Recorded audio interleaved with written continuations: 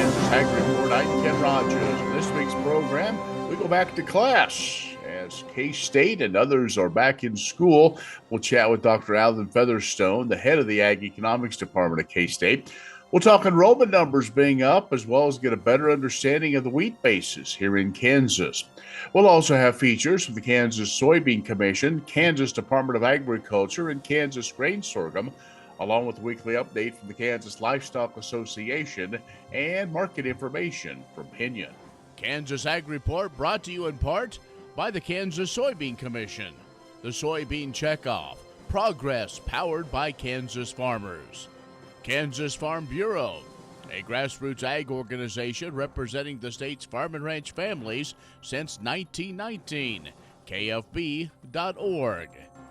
And the Kansas Wheat Commission, lending in the adoption of profitable innovations from wheat, online at kswheat.com.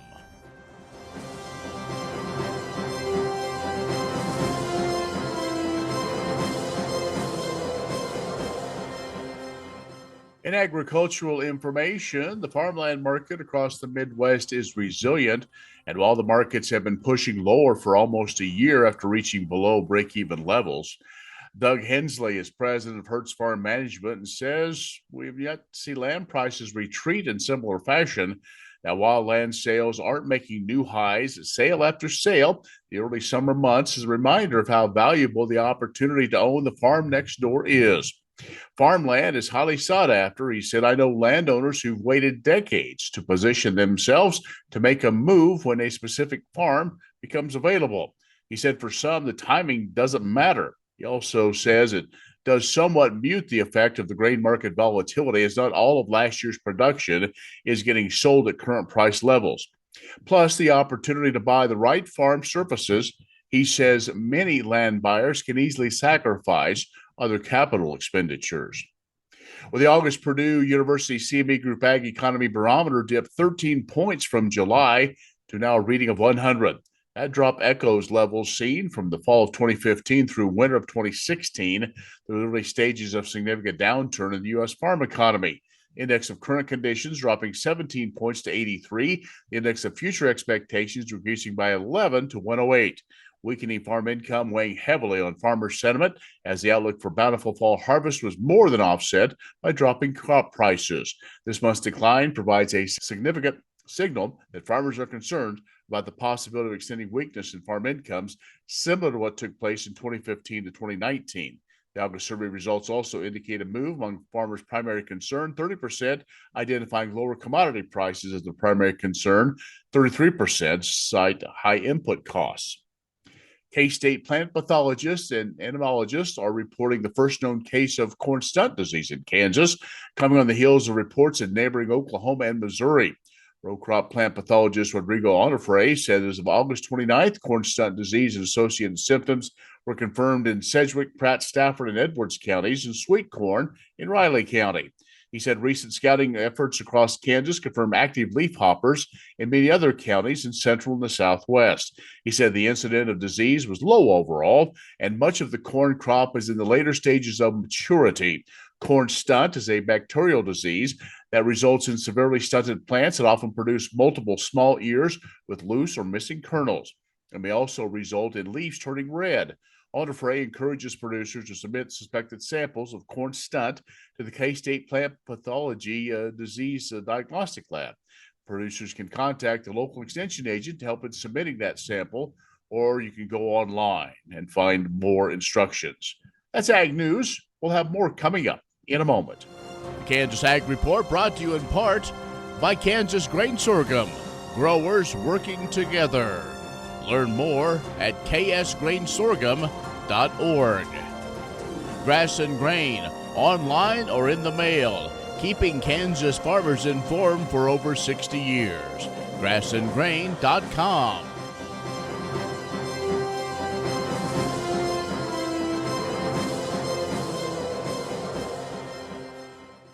Joining us is Dr. Alan Featherstone, who is the head of the Ag Economics Department at Kansas State University. We caught up with him at this Risk Profit Conference. And so, Dr. Featherstone, now you presented at this conference, Understanding Wheat Basis in Kansas. So, what,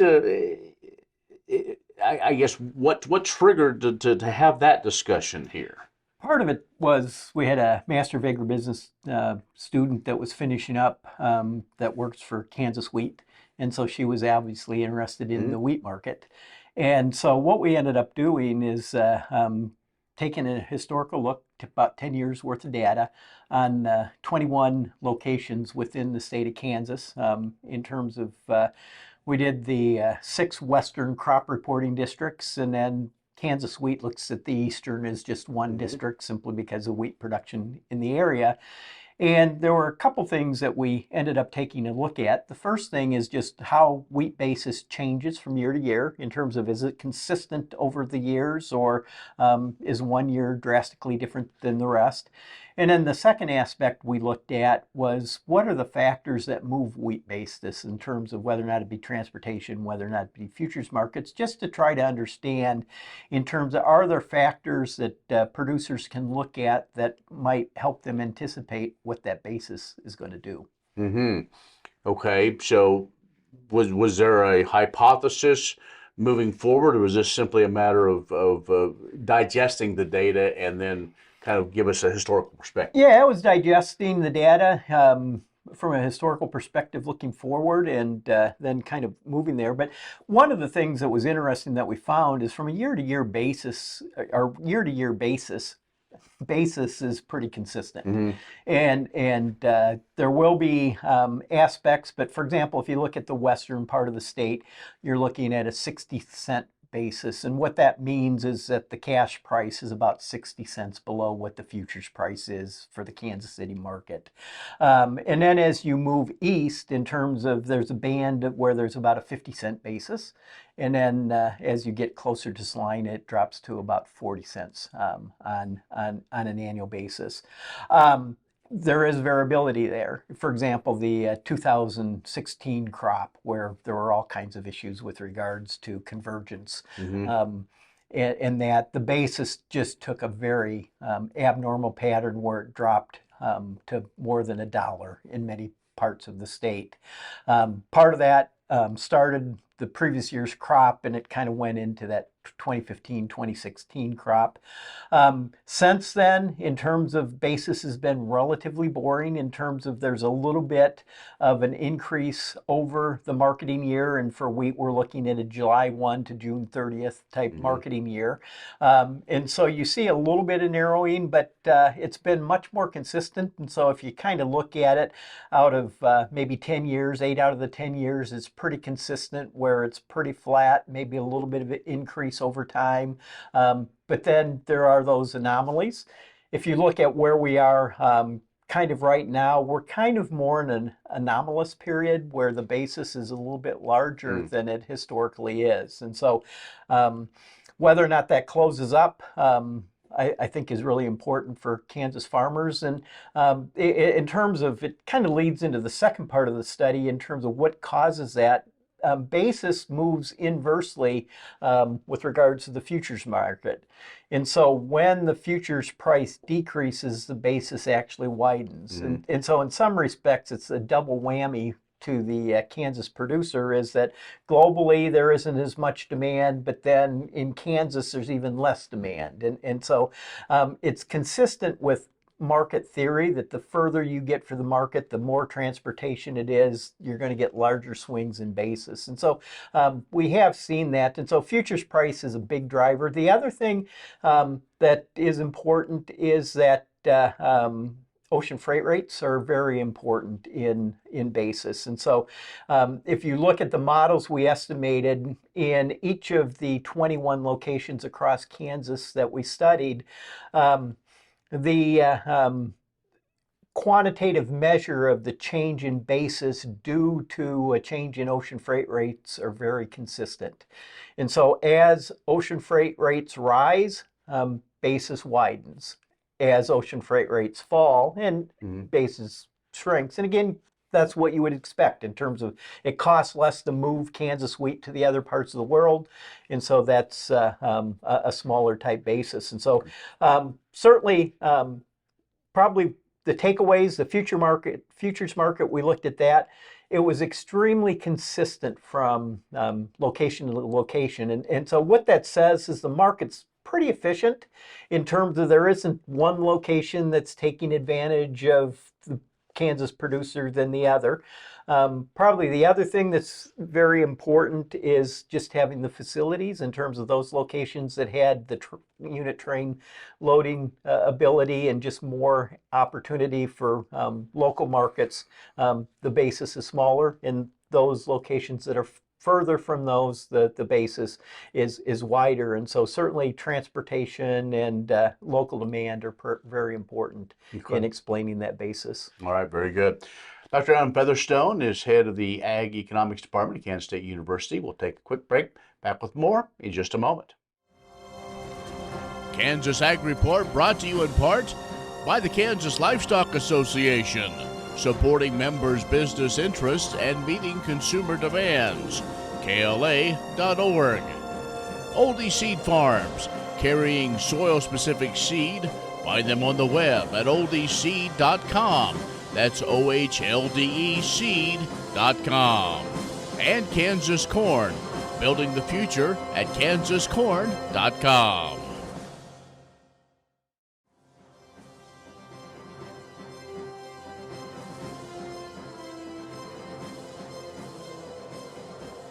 And our guest is Dr. Alan Featherstone, who is the head of the Agriculture Economics Department at Kansas State University. We caught up with him at the Risk Profit. We seem to do this about every year, just kind of get the updates. Students are back. The fall semester is underway, and I understand numbers are up. Numbers are up in the department in terms of looking at that. We brought in 79 new freshmen, 24 transfer students, and so a total of enrollment of 103. Compared to last year, that was in 90-ish type level, and so we're up probably 13-14%, which is certainly a good trend. And overall, the number of students will be about 340, which again is up from where it was. And so certainly enrollment is up, and that's certainly a good signal. You got a new batch of ag economists coming in at a time when production agriculture is facing some challenges. We talked a little bit. This is kind of one of those anniversary years when I started here at Kansas State, and the 80s were different. This is a little different as well. Things somewhat have shifted, but these students are coming into a lot of uncertainty as they learn through this process. Certainly, there is uncertainty with regards to the income outlook for crop farmers, especially. Livestock is still pretty good within Kansas, and so there is that uncertainty. Our students, roughly a third to a quarter, in terms of we have about a quarter of students going back to the farm when times are a little rougher, and when times are a little better, that increases to a third or so of the students going back. But the overall sector still is very strong in terms of there's a lot of volume, a lot of issues within the sector. A lot of companies are looking for good individuals, and so our salaries are up. In terms of we're kind of in that 55 to 60,000 range for starting salaries. In terms of the students, in terms of roughly 98% are either enrolled in professional school or they have a job obtained within 6 months of graduation. And so the market is still extremely strong for individuals. Sometimes they may have to go into the corporate world or the agribusiness sector for a year or so, or a few years until the economy gets a little bit better. But a number of our students will end up starting in industry and then go back to the farm when the opportunity arises. And sometimes it's more generational than economics in terms of certainly when mom and dad are ready to transition out, certainly that creates an opportunity for those that do want to get back to the farm. And so it is kind of interesting to look at from a longer term perspective. Talk about the demographics, if you can, if you kind of know where that is. As far as there for a while, we had a lot of females getting the College of Agriculture, especially in agriculture economics. Are we still about 50-50? It's about 50-50. We're slightly above with regards to slightly above 50% on females and just a little bit, but we're looking at 53-47 or something, and so it's very close to 50-50. The other thing that has probably changed over time is the out-of-state interest in Kansas agricultural economics has increased. In terms of, I would say, probably about 25% of our students are from out of state. There's a few reasons for that. One is that compared to other states, Kansas higher education is still a good value. And I know costs have went up, and so we're very aware of that at the institution. But if you compare from state to state, Kansas is a good value. And then the other thing is the focus across the College of Agriculture and within agricultural economics on commercial agriculture. A lot of states have kind of walked away from that, and so it's hard for students to graduate in 4 years. And so simply because classes won't fill, and so they won't be offered, and so then it may take them 4.5, 5 years. And so the ability to get done within 4 years is a huge advantage to at least agricultural economics and agribusiness at Kansas State. Sounds great. Well, that's always good news. So Dr. Alan Featherstone, who is the head of the College of, or the head of the Agriculture Economics Department at Kansas State University, has joined us. We will take a break and be back with more in just a moment. Stay with us. Premier Farm and Home has what you need to make your lawn the best in the neighborhood.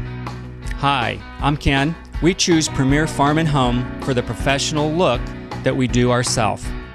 Feel free to stop in. You can also visit our website at heycow.com.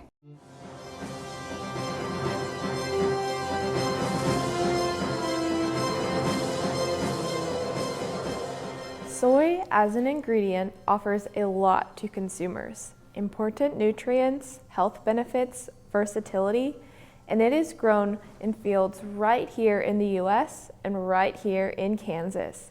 In September, the Kansas Soybean Commission wants to build awareness of all the amazing qualities that soy foods offer through numerous opportunities. Attendees at the Kansas State Fair can enjoy a live cooking with soybeans demonstration featuring soy foods icon Charlene Patton. You've seen her on TV sharing delicious, nutritious recipes featuring soy ingredients. Now you can be there in person and also receive a free gift for attending the demonstration. Head to the Domestic Arts Building on the west side of the State Fairgrounds at 11:30 a.m. September 10th. If you want to get in on the action, the Invent a Heart Healthy Food competition is returning to the State Fair this year. This competition, made possible by the Soybean Checkoff, encourages home cooks to create a recipe using at least 1/2 cup of a soy ingredient in one of 3 categories: entree, snacks, or desserts. Build your recipe and bring the food item to the Domestic Arts Building at the fair September 10th. Judging takes place after the cooking demonstration. Top recipes receive a cash prize and a feature on one of Patton's TV segments. Find additional competition details at www.kansassoybeans.org/judging. Imagine turning soybean oil, used cooking oils, and waste animal fats into fuel so amazing it drives U.S. jobs and our economy forward. Learn more about biodiesel at americasadvancedbiofuel.com.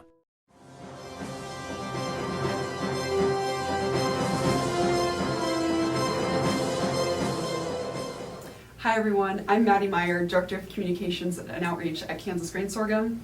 Hi, I'm Rodrigo Onofre, I'm the row crop specialist here at Kansas State University. And we're here to talk to you a little bit about a new series called Sorghum Connection. And this program is brought to you by the Kansas Grain Sorghum Commission, K-State Research and Extension, and the K-State Department of Plant Pathology. And this program will bring forth a series of field trials in schools all about preventing stalk rot diseases in sorghum. Rodrigo, why don't you talk a little bit more about what you're focusing on with these trials? Yeah, absolutely. So stalk rots is one of the silent yield robbers that we have here in Kansas. We estimate about 5% every year but depending on the field, we can see yield loss of up to 50%, right? Some of the things that we've been tackling now, it's cropping system, fungicides, and as well variety selection, right, that we're looking into right now. Awesome. And a really unique aspect about the Sorghum Connection series is that it's put on by farmers for farmers. And so this means that farmers will be deciding the topics and the speakers that will be presenting at these events. And very exciting too, because in the winter we'll be hosting another series from December 4th to the 6th of winter schools, again, for farmers, from farmers. Absolutely, yeah. And be sure to join us for the Sorghum Connection Field Days on September 4th in Bavaria, Kansas, September 11th in Dighton, Kansas, and September 18th in Russell, Kansas. And for more information, you can visit www.ksgrainsorghum.org. Many seed companies claim to offer the latest genetics, but how many have tested those genetics in soils just like yours? The Oldie Seed Know to Grow research program has fully tested the latest seed genetics in soils that are right in your neighborhood. The Oldie Seed Know to Grow program can recommend the best performing hybrids from technologies like Enlist, Extend, and Liberty Link that will optimize the yield and profit of every acre on your farm. Contact Oldie Seed today.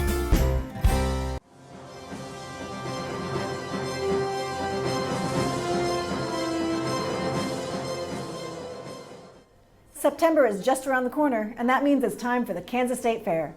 The State Fair is one of the best parts of the year for the Kansas Department of Agriculture, as many of our staff will assist in a variety of areas ranging from animal health and food safety to agriculture education and advocacy. Our trademark program, From the Land of Kansas, will have a booth in the Pride of Kansas building all week, which will feature member companies offering tasting opportunities and selling their products. KDA will be represented at the AgriLand booth, also in the Pride of Kansas building, where children can enjoy a hands-on experience, learning how Kansas crops and livestock provide us with food and other items we use every day. On the first Saturday of the fair, KDA will be hosting the Kansas Grape Stomp event at 1 o'clock at Gottschalk Park. This event is a fun opportunity to learn about the grape and wine industry in Kansas and see who will be crowned the Grape Stomp Champion of 2024. Meanwhile, KDA's Division of Animal Health staff oversees biosecurity services for the thousands of livestock exhibitors bringing animals to show in the competition. You'll see us in the barns throughout the fair as we help ensure the safety of all animals and exhibitors. And our food safety and lodging program personnel will be present to inspect the food vendors and to provide education and assistance, ensuring that food preparation areas are clean, food is prepared and stored safely, and that food workers are following proper food handling guidelines. The Kansas Department of Agriculture encourages all Kansans to head to the fair to enjoy all of the exhibits, food, entertainment, competitions, and educational displays. The Kansas State Fair, September 6th through 15th, is a wonderful showcase of Kansas agriculture, industry, and culture, as well as an educational and entertaining experience that is the pride of all Kansans. To find out more, go to kansasstatefair.com. Next time you see a beautiful field of corn, reach out and thank the farmers who work tirelessly to raise corn for livestock feed, renewable fuels, and exports to feed a growing world population. The farmers on the Kansas Corn Commission work for Kansas Corn with grower-funded checkoff dollars that support foreign and domestic market development, research, promotion, and education to expand opportunities for Kansas farmers. To learn more, visit kscorn.com.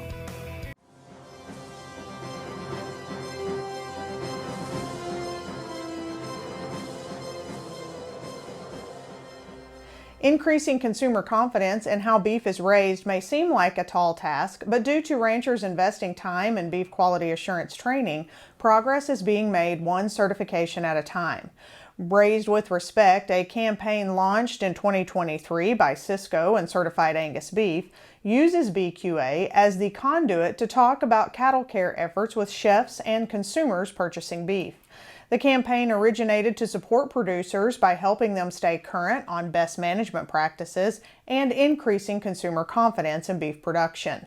During the first year, CAB and Cisco worked collaboratively in key cattle production states, including Kansas, Texas, Montana, Iowa, Nebraska, Kentucky, Missouri, Oklahoma, and Ohio, to host a series of beef quality assurance trainings for thousands of cattlemen and cattlewomen.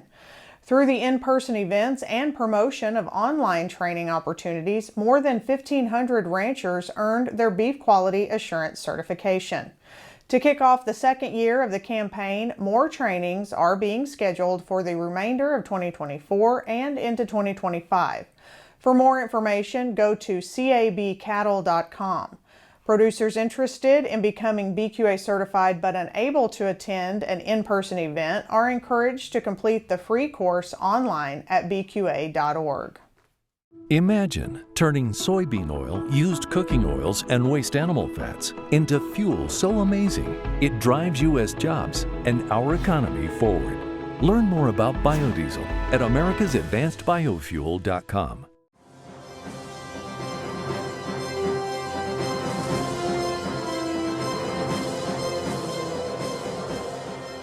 Hello everyone, this is Aaron with Pinion Ag here to talk about the ag markets. As we approach the upcoming harvest, it is apparent that we are in for a great harvest in many parts of the country.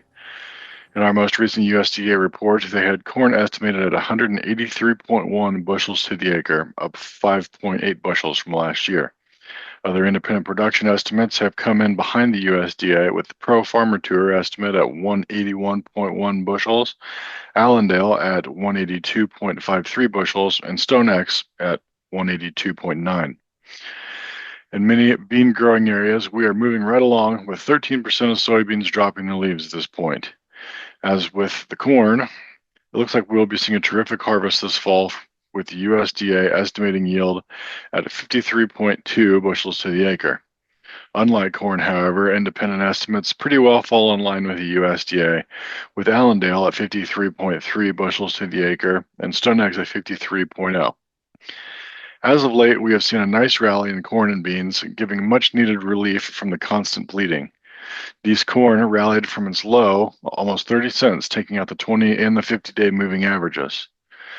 Beans have also come back over 60 cents since their lows in mid-August. Fund short covering has played a major role in these rallies, and I think it has given a great opportunity to anyone that is looking to get cash sold. Again, we are seeing low water levels in the Mississippi, as we did last year, that could have an adverse effect on our ability to export. Lighter loaded barges could drive up the freight rates, causing our export values to inflate, making the U.S. less competitive on the world market. If you have any questions or would like to talk with us about your marketing, please call us at 888-452-8751. Thank you and have a great day. The Kansas Wheat Innovation Center in Manhattan is rediscovering ways to get improved varieties and new genetics in the hands of farmers faster. Grower-led and checkoff-funded research initiatives are bringing about positive change. This grassroots leadership provides a strong voice in Topeka and Washington, D.C. Now is the time to partner with Kansas Wheat in moving wheat forward. Kansas Wheat Commission and Kansas Association of Wheat Growers. Farmers investing in their future and yours. Log on to rediscoverwheat.org. That'll do it for our program today. Thank you so much for joining us. You can be social with us online at kansasagreport.net or our social media channels. Hope you get a chance to make it to Hutchinson and take part in this year's Kansas State Fair. I'm Ken Rogers. We'll see you next week on the Kansas Ag Report. What does a brighter, more sustainable future look like in our cities and towns, and how do we get there? When New York needed an alternative fuel source to reduce carbon emissions, the city found what it needed in biodiesel made from U.S. soybean oil.